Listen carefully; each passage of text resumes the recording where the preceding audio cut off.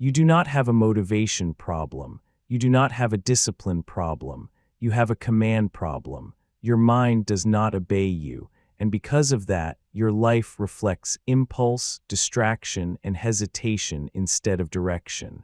This audiobook will teach you how to install a mental command structure so your thoughts fall in line the moment you decide.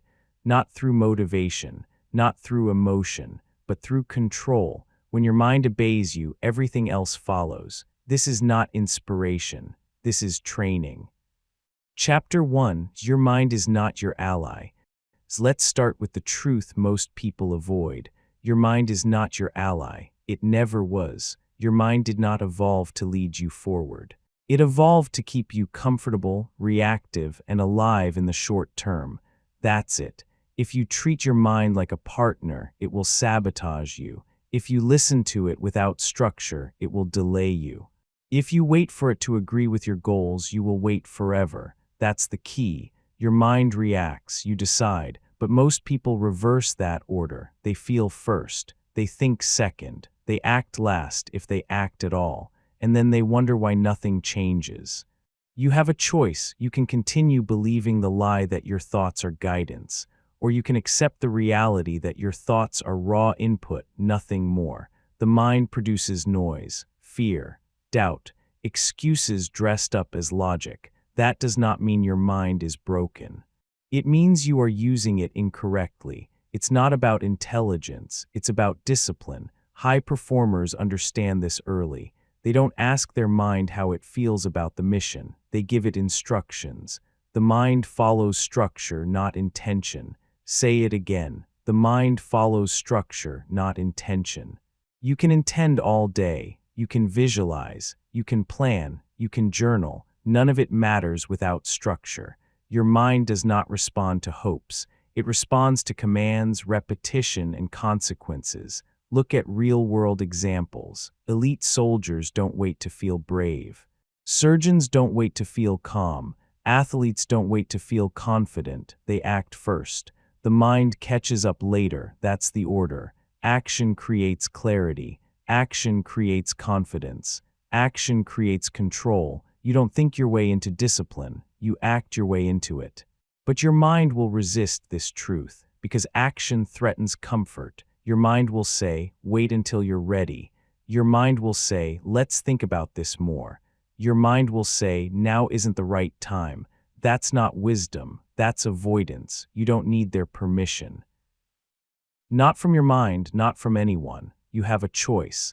Every time you hesitate, you are teaching your mind that hesitation works. Every time you delay, you reinforce delay as a strategy. Every time you overthink, you reward fear. That's the key. Your mind learns from what you tolerate. If you tolerate excuses, it produces more excuses. If you tolerate comfort, it demands more comfort. If you tolerate delay, it makes delay automatic. And then one day you call it your personality. It's not your personality, it's your conditioning. The mind follows structure, not intention. Most people try to motivate their mind. They hype it up. They wait for the right mood. That's backward. You don't motivate the mind. You train it. Training is repetitive. Training is boring. Training is not emotional. Training is command and compliance. You say, we're doing this. And then you do it regardless of internal noise. That's how authority is built. Think about this carefully. Every time you obey your own decision, you gain internal authority. Every time you break a promise to yourself, you lose it. There is no neutral. You are either training your mind to obey you or training it to ignore you. You have a choice. Your mind will test you constantly. It will test you with fatigue. It will test you with fear. It will test you with distraction. Those tests are not problems. They are opportunities. Opportunities to prove who is in charge. When you wake up and your mind says, stay in bed, that is a test. When you sit down to work and your mind says, check your phone, that is a test.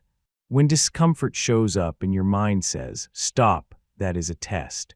And every test has only two outcomes, compliance or collapse. That's the key. High performers don't win because they have better thoughts. They win because they don't let thoughts vote. They understand something most people never learn. Your mind is a tool, not a leader, not a compass. A tool. A hammer doesn't decide when to swing. A knife doesn't question the cut. Tools are directed. You don't ask your mind what it wants today. You tell it what it's doing. Short commands, no negotiation. Stand up. Start now, finish it. The moment you negotiate, you lose authority. Negotiation implies equality, and your mind should never be your equal. It works for you or it works against you. You have a choice. This chapter is not about suppressing thought. It's about putting thought in its proper place. Thinking after action is useful. Thinking before action is often sabotage. That's the difference. Structure first, thought second. The mind follows structure, not intention. You will hear that again and again because it's the foundation of everything that follows. If you miss this, nothing else works. You don't rise to the level of your goals. You fall to the level of your mental structure.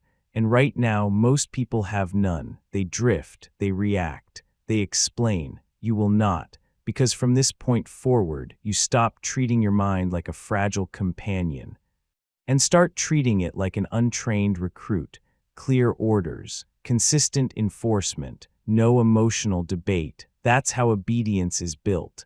And once your mind obeys you, focus becomes automatic, discipline becomes natural. Confidence becomes a byproduct, not before, after. You've now learned the first rule of mental control.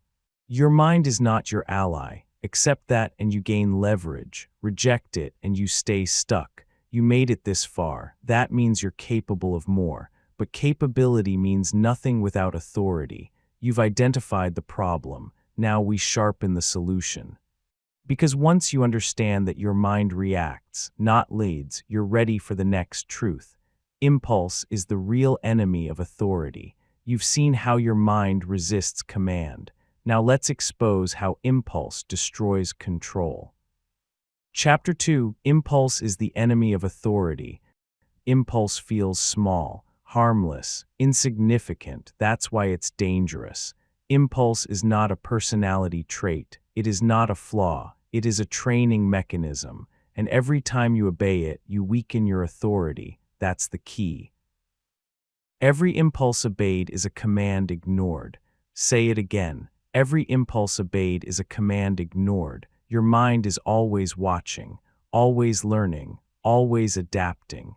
When you give in to impulse, you teach your mind a lesson. Resistance works.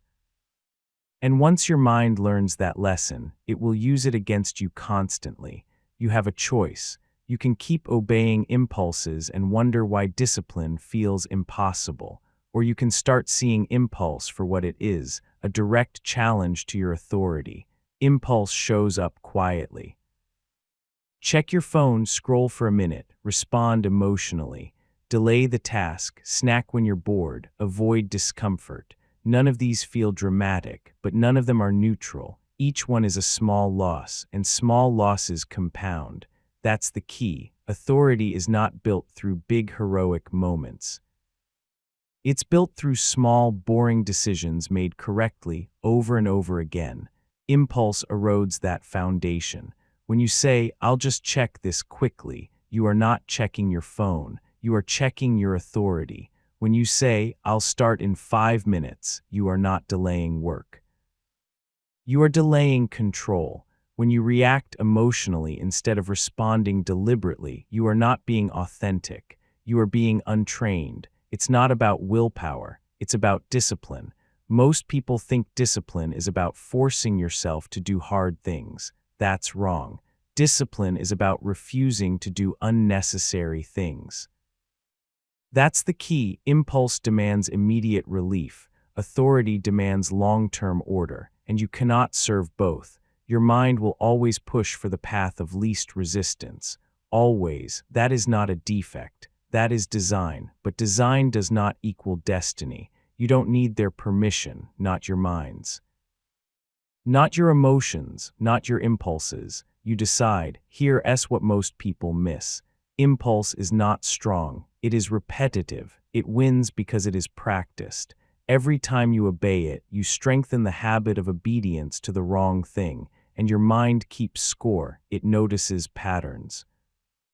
If impulse gets rewarded, it returns faster next time, louder next time, more convincing next time. That's how mental weakness is built, not in one collapse, but in 1,000 tiny surrenders. You have a choice. High performers understand this at a deep level. They don't eliminate impulse. They override it, they expect it, they prepare for it, they do not negotiate with it. They understand that the first impulse is almost always wrong, to quit, to delay, to distract, to react. So they install rules. Rules remove choice. Rules protect authority. For example, no phone until the task is finished.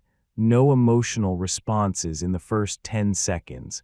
No breaks until the timer ends. These rules are not about restriction. They are about command. That's the key. Structure starves impulse. When there is a clear rule, impulse has nowhere to argue. And remember this, your mind will always argue. It will always present reasons. It will always justify.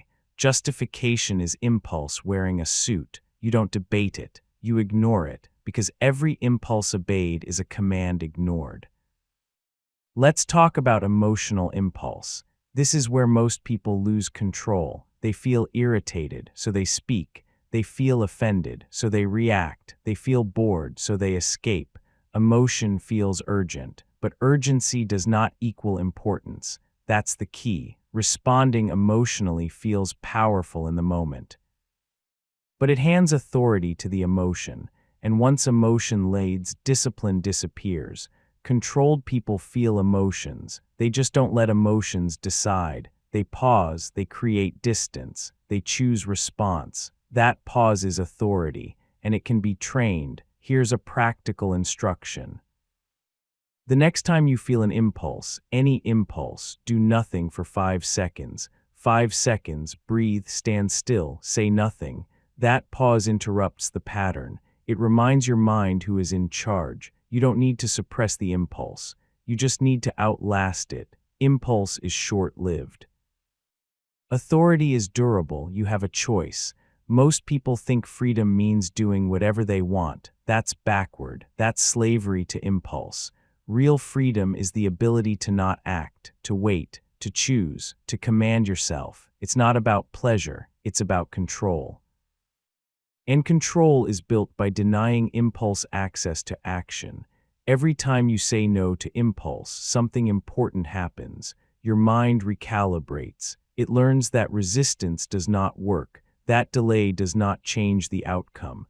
That commands are final. That's the key. This is why small disciplines matter. Making your bed, finishing what you start, putting the phone away, holding your tongue. These are not productivity hacks. They are authority drills. They train obedience. And obedience to yourself is the highest form of self-respect. You don't need their permission to live this way. Not society's, not your past's. Not your habits. You decide now. Impulse will not disappear overnight, but it will weaken, and authority will grow, because authority compounds too. Every impulse you deny strengthens the next denial. Every command you enforce makes the next one easier. That's the direction you want momentum moving. So remember this chapter clearly. Impulse is not random. It is a direct threat to authority, and authority is the foundation of mental control. You cannot train your mind to obey you while letting impulse lead. You've now exposed the enemy. You see how small actions create big consequences. You understand that control is lost in inches, not miles. Now it's time to install the solution, because denying impulse is not enough. You must replace it with command. You've learned what not to obey. Now you learn what to use instead. Chapter 3: Install the command voice. Up to this point, you've learned two truths. Your mind is not your ally. Impulse is the enemy of authority. Now comes the solution. You must install the command voice, not motivation, not affirmation, not emotional self-talk. Command. That's the key. Most people talk to themselves the wrong way. They ask questions, they negotiate, they explain. Should I do this now? Maybe I'll start later. I don't feel like it. That is not leadership. That is weakness disguised as reflection. You don't need their permission. Not from your emotions, not from your mood, not from your past habits. You have a choice. You can continue having conversations with your mind, or you can start issuing commands. And understand this clearly. The mind responds to authority, not discussion. Commands are brief. Commands are final. Say it again. Commands are brief. Commands are final. Look at any high-control environment. The military does not debate under pressure. Surgeons do not emotionally process mid-operation. Elite athletes do not hold internal meetings during execution. They use commands: clear, short, non-negotiable, move, focus, execute. That's the key. They remove ambiguity. Ambiguity invites hesitation. Hesitation invites impulse. Impulse destroys authority. Your internal language determines your internal hierarchy. If your self-talk is emotional, your emotions lead. If your self-talk is negotiable, resistance leads. If your self-talk is decisive, authority leads. It's not about confidence, it's about discipline. Most people wait to feel confident before they act. That's backward. Confidence is the result of obeying commands, not the cause. You don't rise to the level of your feelings. You fall to the level of your internal language. That's the key. Let's make this practical. Right now, pay attention to how you speak to yourself. Do you say things like, "I'll try," "I should," "let's see"? Those are not commands, those are suggestions, and your mind treats them accordingly. If you want obedience, you must sound like authority. Commands are not emotional. They are mechanical. Stand up, open the document, start now, finish this. No adjectives, no justification, no debate. Commands are brief, commands are final. This feels uncomfortable at first. Good. Discomfort means you're changing the hierarchy. Your mind will resist the command voice because it removes its leverage. It removes its ability to stall. It removes its vote. And make no mistake, your mind wants a vote. You have a choice. You can let your mind vote on every action, or you can put it in its proper role, execution. Here's a critical rule. Never issue a command you won't enforce.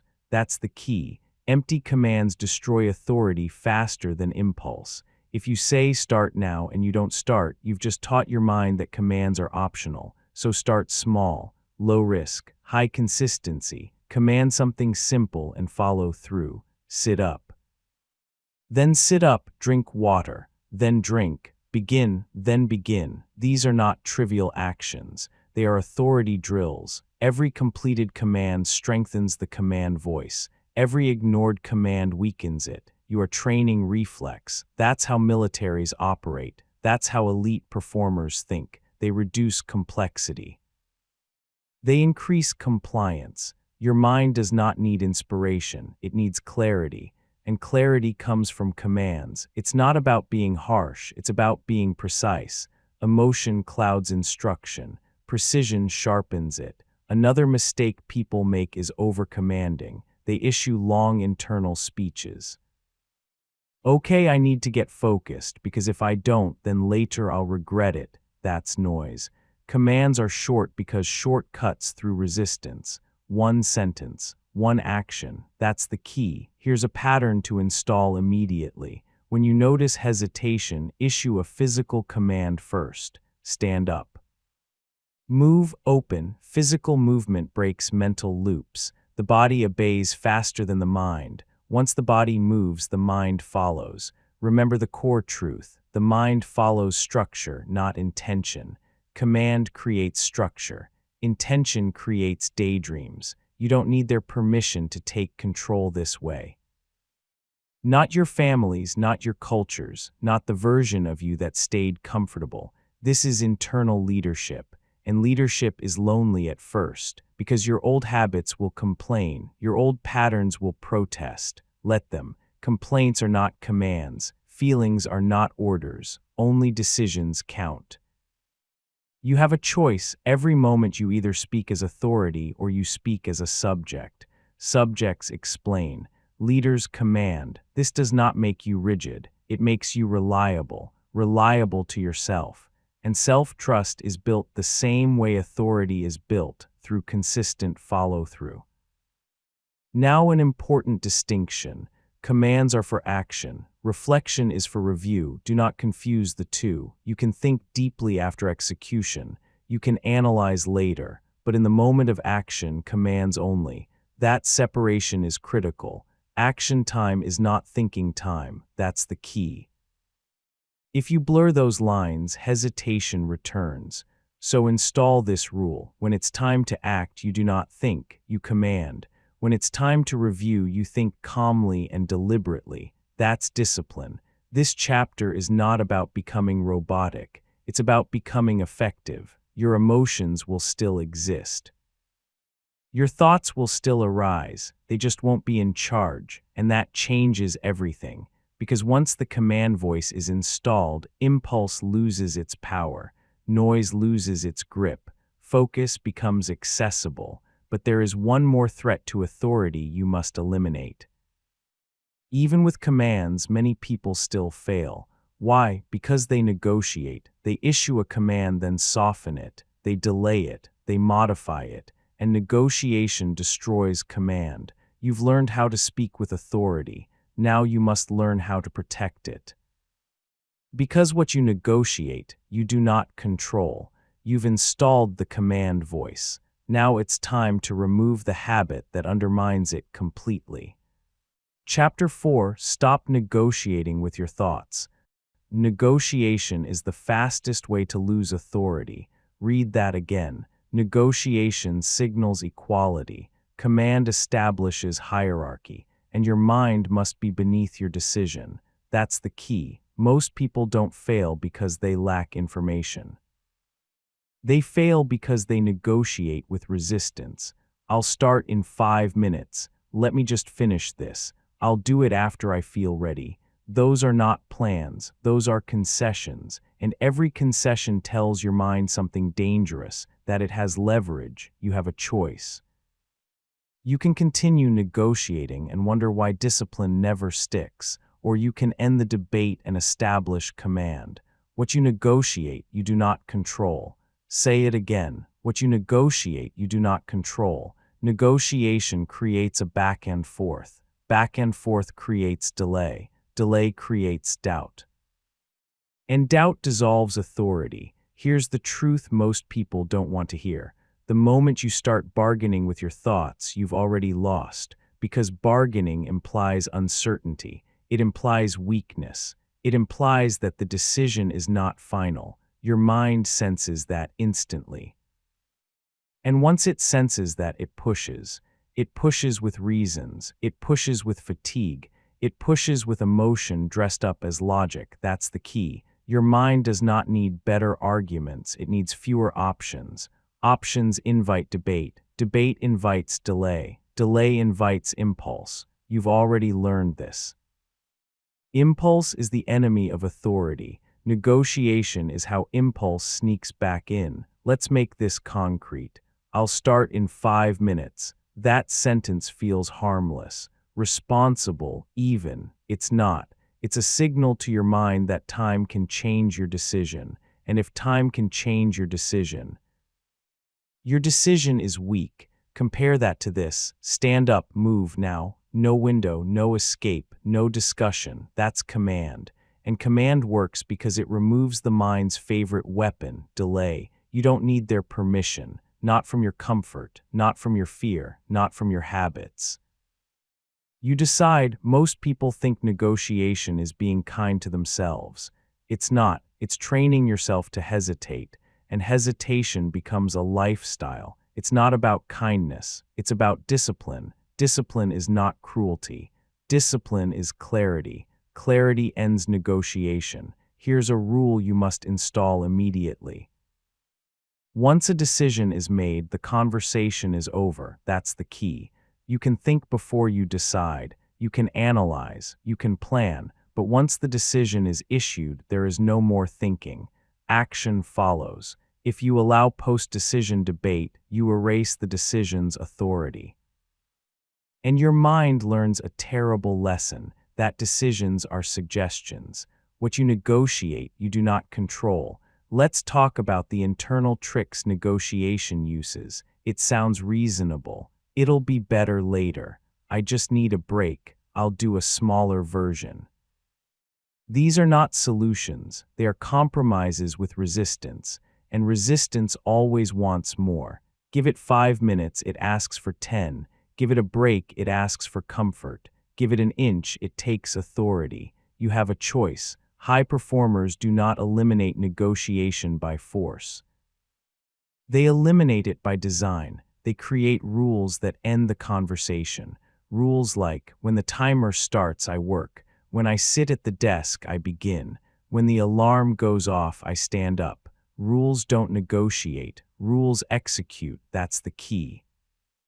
If you rely on moment-to-moment decision-making, you will negotiate every time. If you rely on rules, there is nothing to discuss. Your mind may complain. Let it. Complaints are not commands. Here's another critical instruction. Never argue with a thought. Arguing gives it status. It validates it as worthy of debate. Instead, replace negotiation with execution. Thought, I don't feel like it.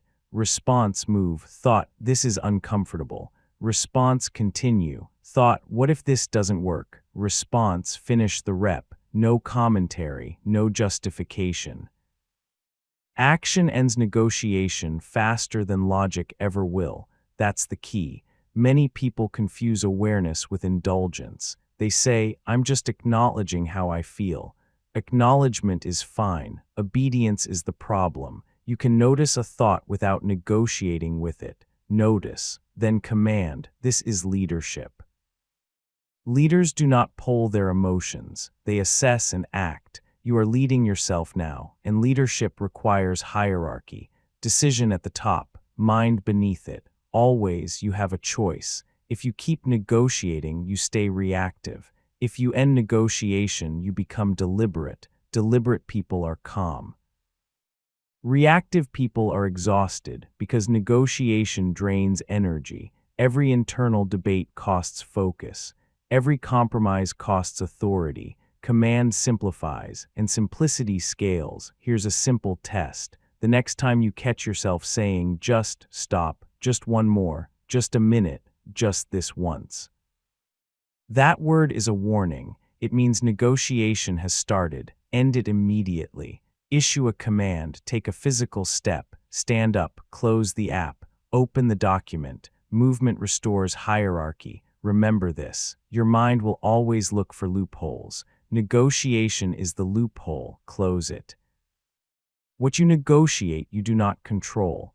Say it until it's automatic, because control is not about intensity. It's about consistency. You don't need their permission to live this way. Not society-s, not your old identity-s, not the version of you that hesitated. You are done negotiating. From this point forward, decisions are final. Action follows. And once negotiation ends, something powerful happens. The noise reduces. The hesitation fades. The mind grows quieter. That's not accidental. Silence is the result of authority. When your mind knows there will be no debate, it stops arguing. That's the reward. You've learned to identify impulse. You've installed the command voice. You've ended negotiation. Now you're ready for the next level, because real discipline is not loud. It's silent. You've built hierarchy. Now you must learn how to operate within it. Chapter 5: Discipline is built in silence.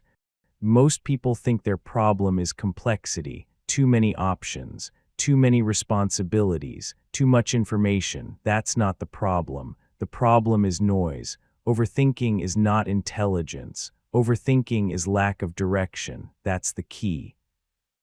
When there is no clear command, the mind fills the space with chatter. Questions, doubts, scenarios. Noise is what happens when authority is missing. Silence is not emptiness. Silence is order, and discipline is built in silence. Silence follows command. Say it again. Silence follows command. Look closely at your own experience. When you know exactly what to do, the mind goes quiet. When the task is clear, there is no debate. When the order is firm, there is no noise. Noise only appears when leadership is weak. You have a choice. You can keep trying to think your way into clarity, or you can act your way into silence. Most people do the opposite. They think, they plan, they analyze. And the more they think, the louder it gets. That's because thinking without direction amplifies noise. Action with command reduces it. That's the key. Silent execution outperforms emotional planning every time. Not because planning is bad, but because execution ends the argument. The mind cannot argue with movement. When your body is working, your mind follows. Remember this truth. The mind follows structure, not intention. Structure creates silence. Intention creates discussion. Discussion creates noise. Let's be clear about something important. Silence does not mean suppression. It means resolution. You don't silence the mind by forcing it quiet. You silence it by giving it clear work. Most people try to meditate their way out of chaos without first installing discipline. That rarely works. A chaotic life produces a noisy mind. A disciplined life produces a quiet one. That's the order. You don't need their permission to stop explaining yourself internally. Not to your fear, not to your doubt, not to your past. You decide. Here's where many people get stuck. They believe they need to understand everything before they act. They don't. Understanding often comes after action. That's the key. Action creates feedback. Feedback creates clarity. Clarity creates silence. Waiting for clarity before action creates paralysis. So stop waiting. Silent execution means this. You decide, you act, you review later. No commentary during execution. When you sit down to work, you work. When you train, you train. When you rest, you rest. No overlap. Noise comes from blurred boundaries. Multitasking, half commitment, split attention. That chaos keeps the mind loud. Discipline simplifies. One task, one command, one direction. Silence follows command. Think about high-pressure environments again. Operating rooms are quiet, not because nothing is happening, but because everyone knows their role. Chaos is loud. Order is quiet. Your internal world works the same way. When your mind knows who is in charge, it relaxes. When it senses uncertainty, it panics. That panic sounds like overthinking. You have a choice. You can keep trying to calm your mind with techniques, or you can give it certainty through action. Certainty does not come from thinking more. It comes from deciding once and enforcing it. That's the key. Here's a practical shift you must make. Stop narrating your life internally. Stop explaining what you're doing while you're doing it. That narration is noise. Replace narration with execution. Instead of, okay, I need to focus now because this is important, and if I don't do this, focus, that's it. Commands end narration. Narration feeds distraction. This is not about being cold. It's about being clean. Clean input, clean output. Silence is a sign of efficiency. Another mistake people make is confusing silence with passivity. Silence is not inactivity. Silence is absorbed action.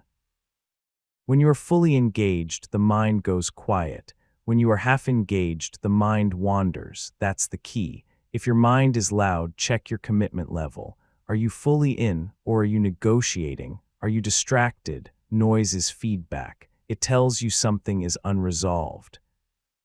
Resolve it with command. You don't need their permission to stop consuming noise either. Constant input keeps the mind loud. News, social media, opinions, advice, too many voices competing for attention. Silence requires boundaries. You must choose when input stops. That choice is discipline. It's not about being uninformed. It's about being intentional. It's not about fear. It's about control. Here's a simple rule. Before you consume, produce. Before you scroll, act. Before you listen to others, execute your own plan. That sequence protects silence. You have a choice. Most people fill silence because it feels uncomfortable. Silence exposes responsibility. Noise distracts from it. When it's quiet, there's nowhere to hide. That's why silence feels heavy to the undisciplined. But to the disciplined, silence is relief, because there is nothing left to debate. The decision has already been made. Silence follows command. Say it until you believe it, because once silence becomes familiar, you'll realize something powerful. You don't need motivation, you don't need hype, you don't need constant reassurance. You need order. Order creates silence. Silence creates focus. Focus creates results. It's not about talent, it's about discipline.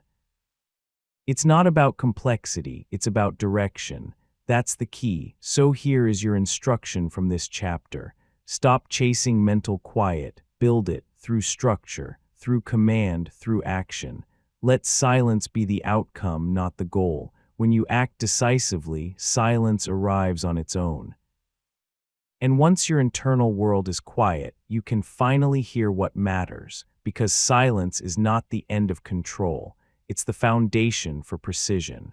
You've learned to command. You've learned to end negotiation.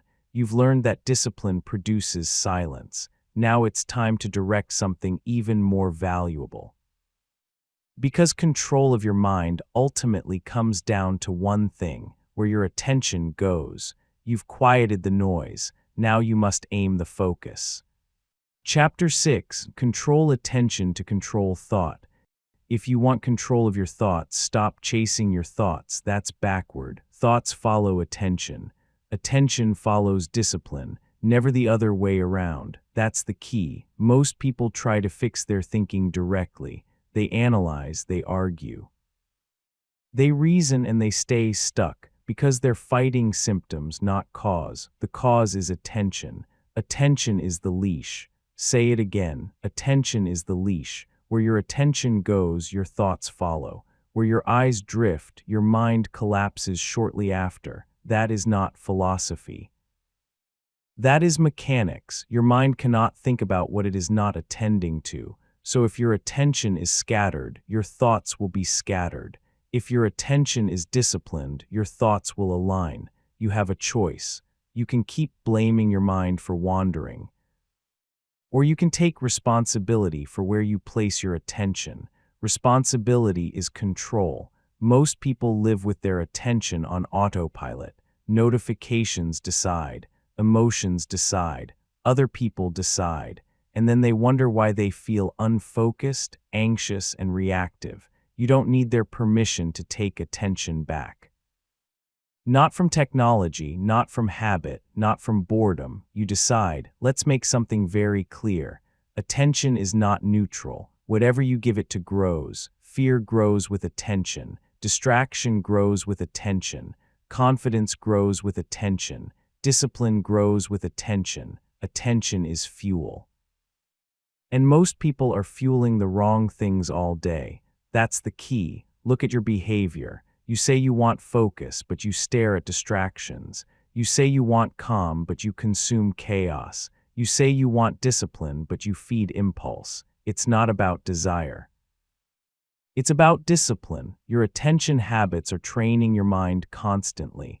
Every scroll trains distraction. Every interruption trains weakness.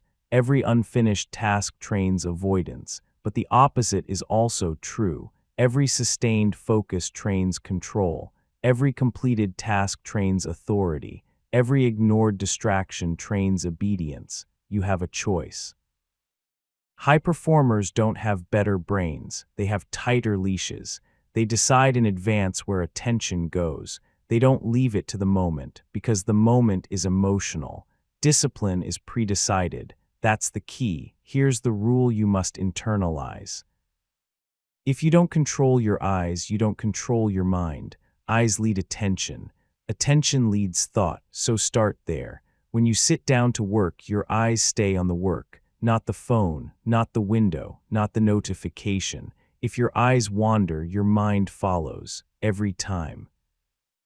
This is why environment matters, not because you're weak, but because attention is reactive. Remove what steals it, put the phone face down, close unnecessary tabs, clear your workspace. These are not productivity hacks, they are discipline tools. They reduce decision points. Fewer decision points mean fewer chances to negotiate. That's the key. Another mistake people make is trying to hold attention for long periods without structure. That fails. Attention is a muscle. It must be trained progressively. Start with short, non-negotiable focus blocks. 10 minutes, no movement, no switching, no checking. When the urge appears, you don't fight it. You ignore it. That urge is impulse testing the leash. Do not loosen it. Attention is the leash. Each time you hold attention steady, you strengthen the leash. Each time you let it slip, you teach the mind to pull. You have a choice. Let's talk about multitasking. It's not efficiency, it's fragmentation. Fragmentation destroys attention, and destroyed attention produces chaotic thought. Do one thing, finish it, then move on. That sequence restores order. Silent execution requires focused attention. Noise returns when attention is split. Remember the previous chapter. Silence follows command. Command requires attention. So attention is not optional. It is foundational. Another truth you must accept. Your mind will always follow novelty if you allow it. Novelty is stimulation. Stimulation is addictive. That's why random content feels irresistible. But stimulation is not satisfaction. It leaves you restless, scattered, empty. Attention discipline feels boring at first. Good. Boredom is the withdrawal symptom. Stay with it. On the other side of boredom is control. That's the key. Here's a practical behavior change. Before you begin any task, say internally, "Attention here, then begin." That phrase is a command. It directs the leash. When your attention drifts, and it will, you do not criticize yourself. You simply bring it back. No emotion, no story, correction, not commentary. That's discipline. You don't need their permission to work this way. Not your emotions, not your impulses, not your environment. You decide where attention goes. Another important point. Attention is also what you replay mentally. Rumination is attention turned inward without discipline. Stop feeding it. If a thought is not actionable right now, drop it. You can schedule thinking. Yes, schedule it. Reflection time, planning time. Outside those windows, attention stays on action. This separation is powerful. It prevents thought from hijacking execution. That's the key. Most people think control means thinking more. It doesn't. It means choosing what not to think about, and that choice is made by attention. Your attention habits today are shaping your mind tomorrow. That is not optional, so choose deliberately. Choose work over distraction. Choose presence over noise. Choose completion over novelty. You have a choice. As you gain control of attention, you'll notice something important. Thoughts slow down. Emotions stabilize. Confidence rises quietly. Not because you forced them, but because you stopped feeding chaos. Attention is the leash. Hold it firmly and the mind follows. Loosen it and the mind runs wild. This chapter is about reclaiming the steering wheel. You don't chase thoughts anymore. You guide attention. And when attention is disciplined, thought becomes obedient. You are building a system now. Authority, command, silence, attention. Each layer reinforces the next, but there is one challenge left. Even with attention controlled, resistance will appear, not as distraction, but as discomfort. You will feel friction. And how you respond to that friction determines everything. You've learned to control attention. Now you must learn how to face resistance without breaking authority. Chapter 7: Emotional Resistance is a Test. Discomfort is not a warning. It is a test, a compliance test. Your mind uses discomfort to check one thing only. Are you in charge or is it? That's the key. Most people misread discomfort. They treat it like danger. Like a signal to stop. It's not. Discomfort is the checkpoint. Say it again. Discomfort is the checkpoint. Every time you level up, resistance appears, not after growth, right before it. That resistance is emotional. Boredom, anxiety, frustration, doubt. These emotions are not signs you're doing something wrong. They are signs you're doing something new, and new threatens the old hierarchy. You have a choice. You can interpret discomfort as a reason to retreat, or you can recognize it as proof you're on the edge of progress. High performers know this. They don't expect comfort, they expect resistance. And because they expect it, they are not surprised by it. Surprise makes people quit. Expectation makes people push. That's the key. Your mind wants stability, even if that stability is mediocre, even if it's painful. Familiar pain feels safer than unfamiliar progress. So when you step outside routine, your mind reacts. It sends discomfort as a deterrent. If this feels bad, maybe we should stop. That's not wisdom, that's conditioning. You don't need their permission to continue, not from fear, not from discomfort, not from doubt, you decide. Here's the critical reframe. Discomfort does not mean danger. It means adaptation. Muscles burn before they grow. Skills feel awkward before they sharpen. Discipline feels heavy before it feels natural. Every meaningful change has a friction phase, and that phase is where most people quit, not because they can't continue, but because they misinterpret the signal. They think discomfort is a stop sign. It's not, it's a checkpoint. Discomfort is the checkpoint. At the checkpoint, one question is asked. Will you comply with the command or comply with the feeling? That's it. There is no third option. You have a choice. Every time you push through discomfort, something important happens. Your authority increases. Your mind learns a new rule. Resistance does not change outcomes. And once the mind learns that rule, resistance loses power. But if you retreat, the opposite happens. The mind learns that discomfort works. That emotion overrides decision. That resistance gets rewarded, and resistance grows stronger next time. That's the loop. Most people are not weak. They are trained to stop, trained by years of obeying discomfort. You are retraining now. Let's make this practical. When discomfort shows up, stop asking, "How do I feel?" Ask this instead, "What did I decide?" That's the key. Decisions come before feelings, not after. If the decision was made, the action follows. Feelings are irrelevant to execution. They can exist. They just don't get control. This is not suppression. This is hierarchy, emotion beneath decision. Another mistake people make is trying to eliminate discomfort. You can't, and you shouldn't. Discomfort is part of the process. Trying to eliminate it keeps you fragile. Training through it makes you durable. Durable people don't need ideal conditions. They operate under resistance. That's discipline. It's not about toughness. It's about obedience, obedience to your own commands. It's not about fear, it's about discipline. It's not about discomfort, it's about discipline.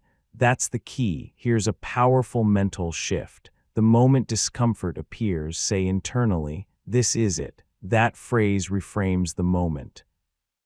It tells your mind, this is the test, not something to avoid, something to pass. And tests are passed by staying, by continuing, by executing, not by thinking. Action dissolves discomfort faster than analysis ever will. Let's talk about timing. Discomfort almost always spikes right before momentum kicks in. Right before focus locks, right before flow starts, right before confidence builds. Quit too early and you never reach that phase. Push a little longer and everything shifts. That's why consistency beats intensity. You don't need heroic effort. You need sustained compliance. Stay 5 minutes longer. Do one more rep.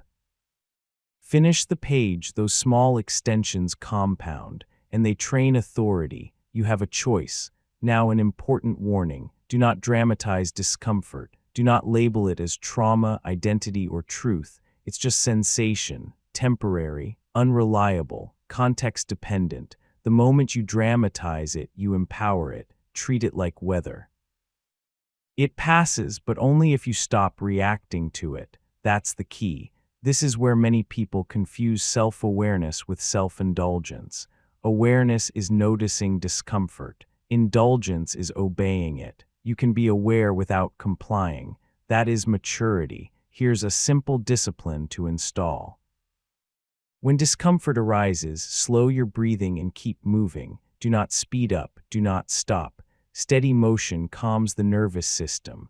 It tells the body there is no threat, and when the body calms, the mind follows. Remember this from earlier chapters. The body obeys faster than the mind. Use that. Movement is authority. Stillness under discomfort is also authority. Choose based on the task, but choose deliberately. You don't need their permission to be uncomfortable, not from society, not from your past, not from your habits. Comfort is not a requirement for progress. It never was.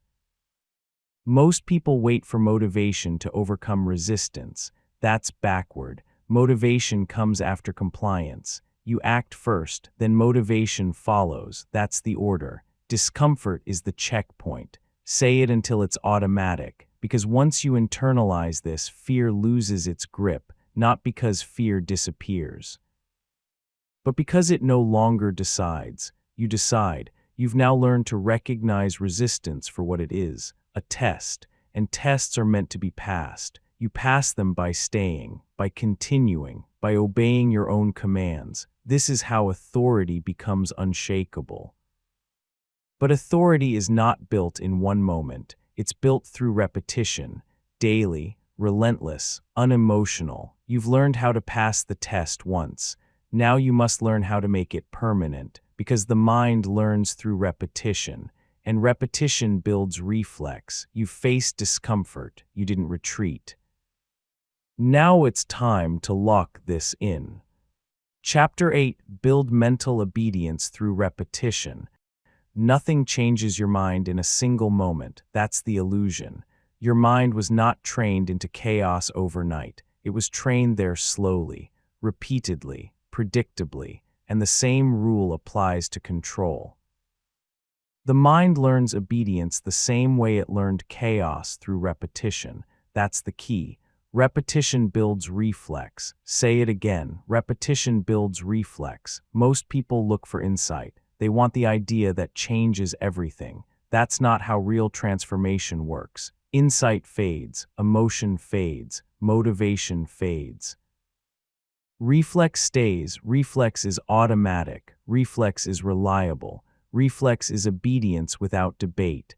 And reflex is built only one way: repetition. You have a choice. You can keep waiting for breakthroughs, or you can install habits that force change quietly. High performers choose the second path. They don't rely on inspiration. They rely on systems. Systems are boring. Systems are repetitive. Systems work. That's the key. Your mind does not care what you understand. It cares what you repeat. You can intellectually agree with everything in this audiobook and still change nothing. Because agreement does not equal obedience. Obedience comes from practice, daily, non-negotiable, unemotional. Let's be very clear. You do not rise to the level of your goals. You fall to the level of your daily behaviors, and daily behaviors are repetition. If your days are chaotic, your mind will be chaotic. If your days are structured, your mind will follow. The mind follows structure, not intention. Repetition creates structure. Here's where most people fail. They repeat the wrong things. They repeat distraction. They repeat delay. They repeat quitting early. Then they wonder why discipline feels impossible. Discipline feels impossible because you've trained the opposite reflex. You have a choice. You can continue reinforcing chaos, or you can start reinforcing obedience. And obedience starts small, very small, because small actions are easy to repeat, and repetition is what matters. That's the key. Let's talk about non-negotiables. A non-negotiable is a behavior that happens regardless of mood. no discussion, no justification. When the time comes, it happens. That's authority. Examples: when the alarm goes off, you stand up. When you sit at the desk, you begin. When the workout starts, you finish the minimum.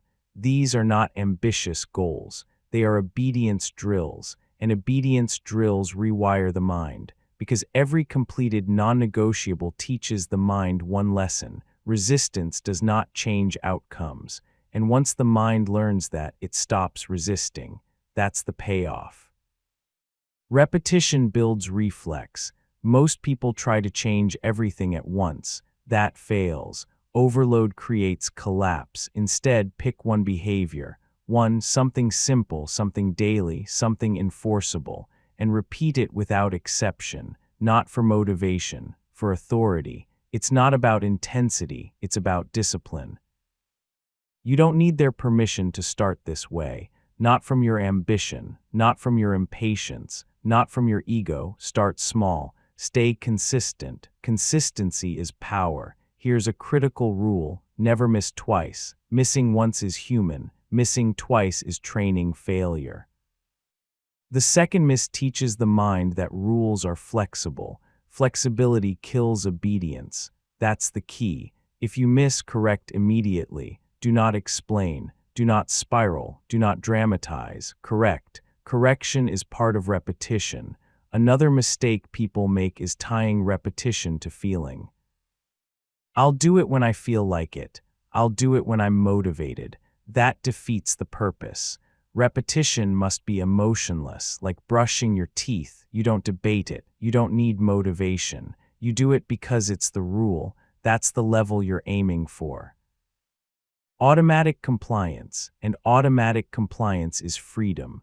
Because once obedience is automatic, you save mental energy. No debate, no friction, no noise. Silence follows command, and command becomes effortless when reflex is built. You have a choice. Let's talk about why repetition works so well. The brain optimizes for efficiency. Whatever you repeat becomes easier. Whatever you avoid becomes harder. So when you repeat discipline, discipline becomes natural. When you repeat avoidance, avoidance becomes default. This is not moral, it's mechanical. That's the key. Stop judging yourself. Start training yourself. Judgment wastes energy. Training builds results. Another powerful shift. Track compliance, not outcome. Outcome is slow. Compliance is immediate. Did you obey the command today? Yes or no. That's all that matters. If you obeyed, you win. If you didn't, you correct. This keeps the system clean. Outcomes fluctuate. Obedience compounds. Over time, outcomes follow. You don't need their permission to measure success this way. Not society's, not social media's, not your past standards. This is internal training. Now, a warning: repetition without awareness becomes routine. Routine without intention becomes hollow. So periodically remind yourself why the repetition exists, not emotionally, structurally. This trains obedience. This builds authority. That's enough. No speech is required. Remember, repetition builds reflex. Reflex builds obedience. Obedience builds control. That's the chain. Break it anywhere and control weakens. Strengthen it daily and control becomes automatic. You are not trying to be perfect. You are trying to be consistent. Perfection is emotional. Consistency is disciplined. That's the key. As repetition accumulates, something subtle changes. You stop arguing with yourself. You stop negotiating. You stop needing hype. You just act. And action becomes identity, which brings us to the next truth. You don't become disciplined by thinking differently. You become disciplined by behaving differently. Behavior comes first. Identity follows. You've built obedience through repetition. Now it's time to understand what that obedience creates, because who you are is shaped by what you do repeatedly. You've trained the reflex. Now watch how it reshapes your identity. Chapter 9: Identity follows behavior, not thought. Most people try to change who they are by thinking differently. That fails. You do not think your way into control. You act your way into it. That's the key. Identity is not built in your head. It's built in your behavior. What you do repeatedly decides who you become, not what you believe, not what you want, not what you tell yourself. Action first, identity second. Do first, feel later. Say it again, do first, feel later. This truth cuts through years of confusion. People say, once I feel confident, I'll act. They wait, nothing changes. Confidence does not precede action, it follows it. Clarity does not arrive before movement, it arrives after engagement. Calm is not a prerequisite, it is a byproduct. You have a choice. You can keep waiting for internal permission, or you can act and let the mind adapt. You don't need their permission, not from your fear, not from your doubt, not from your current identity. You decide. Here's the mistake most people make. They treat identity as fixed. I'm just not disciplined. I'm not confident. I'm not that kind of person. Those are conclusions drawn from past behavior, and behavior can change. That's the key. Identity is feedback, not fate. Your mind looks at your actions and draws conclusions. When you act decisively, it concludes. I am decisive. When you follow through, it concludes. I am disciplined. When you stay calm under pressure, it concludes. I am composed. These conclusions are not affirmations. They are evidence-based. Evidence beats belief every time. So stop trying to convince yourself. Prove it. Do first. Feel later. High performers understand this instinctively. They don't wait to feel like leaders. They lead. They don't wait to feel focused. They focus. They don't wait to feel calm. They slow their actions. And the feelings follow. That's the order. If you reverse it, you stay stuck. You have a choice. Every action you take is a vote for an identity. Every time you obey your command, you vote for control. Every time you hesitate, you vote for weakness. There is no neutral. Your identity is being shaped right now by what you do next. That's the key. This is why small actions matter so much, not because they produce big outcomes immediately, but because they cast repeated votes. Make your bed, finish the set, start on time. These actions look small. They are not. They tell your mind, this is who we are now. And the mind updates accordingly. Here's another critical distinction. Self-esteem does not come from praise, it comes from self-trust. Self-trust is built when your actions align with your commands. Say it plainly. When you tell yourself you'll do something and you do it, trust grows. When you tell yourself you'll do something and you don't, trust erodes, and identity follows trust. People with low confidence often have a history of broken self-commands, not because they're incapable, but because they negotiated too often. You've learned how to stop negotiating. Now you see why it matters. It's not about confidence, it's about discipline. It's not about belief, it's about discipline. That's the key. Discipline produces identity, not the other way around. Here's a practical application. Stop describing yourself with adjectives. Describe yourself with behaviors, not I'm disciplined. But I start when the timer starts. Not I'm confident, but I speak clearly and stand still. Not I'm calm, but I slow my breathing and keep moving. These behaviors are controllable. Feelings are not. Control the behavior. The feeling follows. Do first, feel later. This also eliminates the pressure to be perfect. You don't need to feel like a new person overnight. You need to act like one today. One action, then another. Identity changes quietly. Most people miss this because they expect fireworks. Real change is subtle. One day you notice you don't argue with yourself anymore. You don't need hype. You don't need permission. You just act. That's when you know identity has shifted. You have a choice. Now let's address a dangerous trap, performative identity. People announce who they want to be before they act.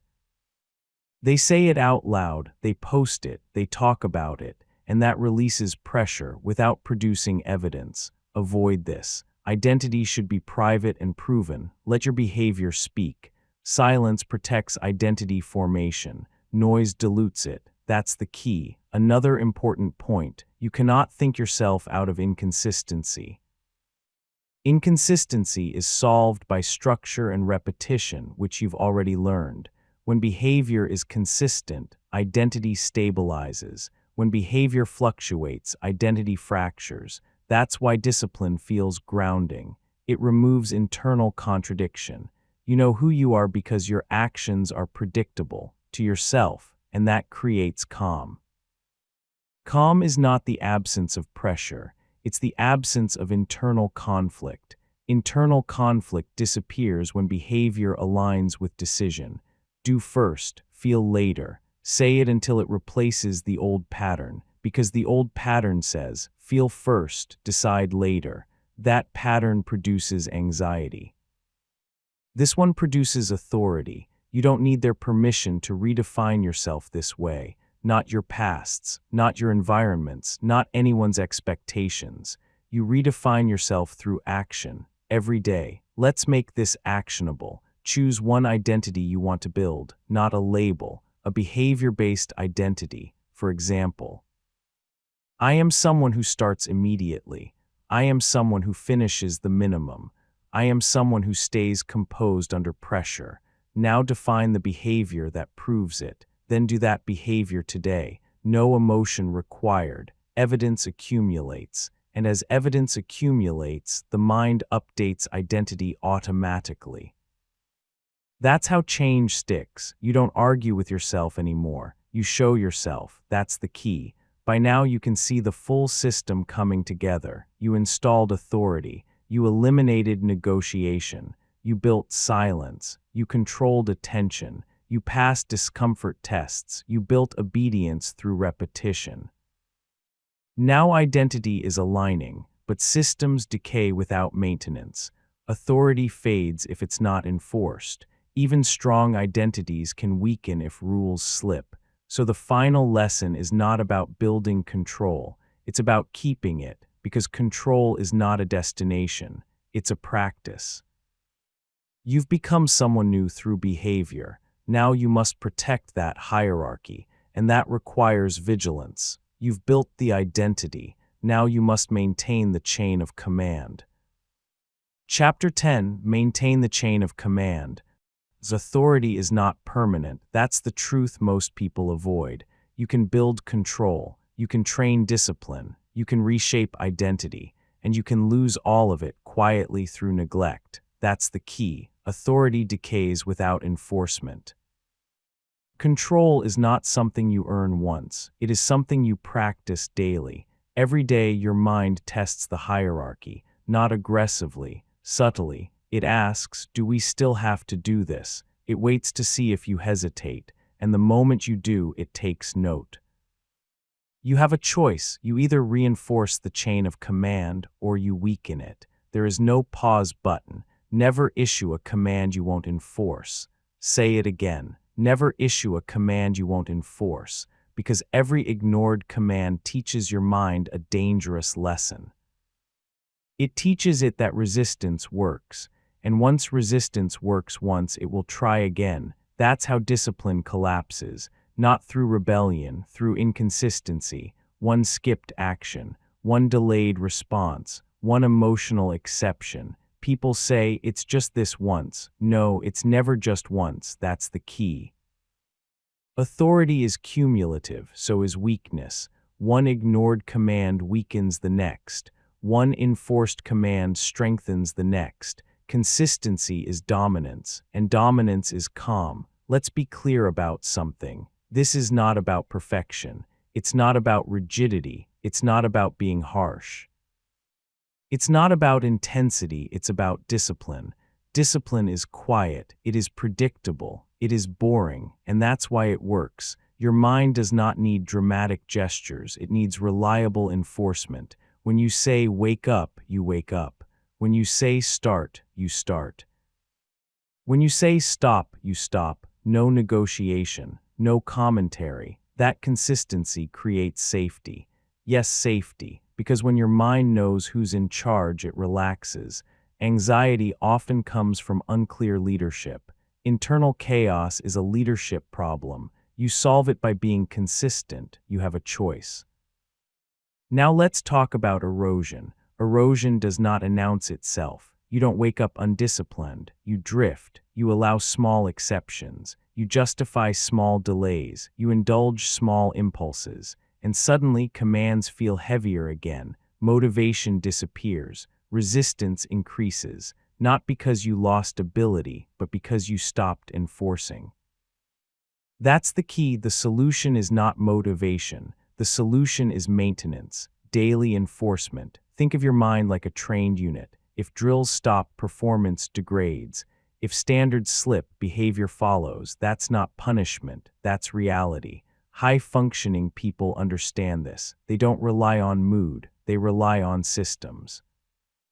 They don't ask, do I feel like it? They ask, what's the standard? And then they meet it. You don't need their permission to live this way, not society's, not your past's, not even your own emotions. You decide the standard, and then you enforce it. Here's a practical rule. Reduce the number of commands you give yourself, but enforce every single one. That's the key. Most people fail because they issue too many rules and follow none. Better to have 3 commands you always obey than 10 you frequently ignore. Examples. When the alarm goes off, I stand up. When I start, I finish the minimum. When I feel resistance, I move anyway. Simple, clear, enforceable, and enforced. Never issue a command you won't enforce. If you break this rule, trust erodes, and trust is everything. Self-trust is the foundation of authority. Without it, every command feels hollow. With it, commands feel automatic. This is why your words to yourself matter. If you say, I'll try, that's not a command. If you say, maybe later, that's not leadership. Command language matters. Now, stand up. Begin short, direct, final. Commands are not emotional. They don't explain. They don't justify. They execute. That's the key. Another principle you must understand. Rest is not the enemy of authority. Unconscious rest is. Rest should be commanded, not taken impulsively. There is a difference. Commanded rest restores authority. Impulsive rest undermines it. When you decide to rest intentionally, you are still in charge. When you collapse into rest because you avoided action, authority slips. So even rest must follow the chain of command. This keeps the hierarchy intact. You have a choice. Let's talk about recovery from failure. You will break commands sometimes. That's reality. What matters is how you respond. Do not spiral. Do not self-attack. That weakens authority further. Instead, immediately reassert control. Issue a small command. Enforce it. That's how authority is restored. Not through guilt, through action. One clean command resets the system. That's the key. Never let a broken command linger. Correct fast. Authority respects speed. Now understand this. The longer you maintain the chain of command, the less effort it requires. What feels hard now becomes automatic later. That's not luck, that's training. Eventually, you don't feel resistance as often. Not because life got easier, but because your mind learned compliance. This is the state most people call flow. It's not mystical, it's disciplined obedience. Your mind moves when you decide. Calm, focused, clear, that is earned, and it is maintained, daily. You don't rise to this level once. You live here by choice. Every morning the hierarchy resets. Every decision is a test, and every enforcement strengthens you. You have a choice. You can loosen the chain and drift back into reaction, or you can protect what you've built. Protect it through consistency. Protect it through clarity. Protect it through enforcement. Never issue a command you won't enforce. Say it one last time. Never issue a command you won't enforce. This is how control is maintained. This is how discipline becomes identity. This is how the mind stays obedient. You didn't come this far to negotiate again. You came to lead. You've trained your mind. Now you command it. And that is the final lesson. Control is not a moment. It is a way of operating. Carry this forward. because when the chain of command is intact, your life follows structure instead of impulse, and that was the goal from the beginning. Your mind does not need to be motivated, it needs to be trained. Every time you hesitate, negotiate, or delay, you teach your mind that it is in charge. Every time you issue a command and follow through, you reclaim authority. Control is not a feeling, it is a pattern. It is repetition, it is enforcement. From this moment forward, stop asking your mind what it wants. Tell it what to do and make it comply. Your challenge is simple. For the next 24 hours, issue only commands you will obey. No negotiation, no delay, no excuses. Train your mind. Make it obey and watch your life fall into order.